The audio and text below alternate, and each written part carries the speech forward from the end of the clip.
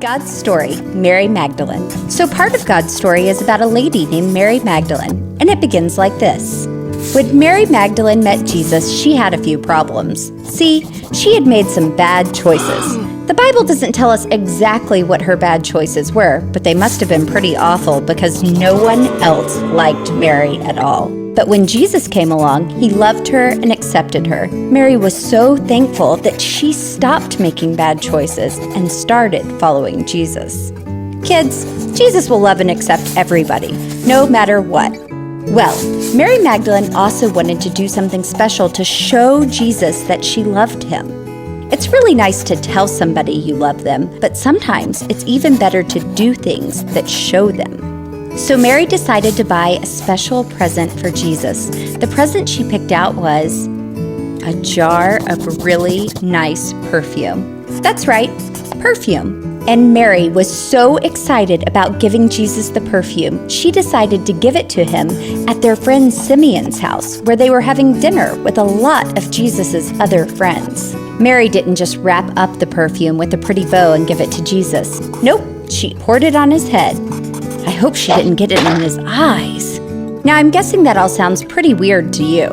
That's because today we don't walk around pouring perfume on people's heads to be nice. But you know how sometimes when we want to do something special for somebody because they're feeling sick or having a special day like a birthday, we might give them candy or balloons or good-smelling flowers. Well, in those days, it was normal to rub some oil or perfume on their head. It was called being anointed. Times change, kids. Nobody will be too happy if you pour perfume on their head. Just give them a nice flower or a hug. Anyway, a lot of Jesus' friends complained about Mary's present for Jesus and thought that it was silly. But that wasn't because it was perfume or because she poured it on Jesus' head. They complained because they thought that she spent way too much money on that perfume and she could have given the money to poor people. Sometimes when you show Jesus how much you love him, other people don't like it or they think you're silly. That's okay. Jesus knows everything about us, every teeny tiny thought. So he knows when we do things just because we want to say, I love you. So when Mary gave Jesus her present, he loved it. He told everybody there that Mary's gift was special to him.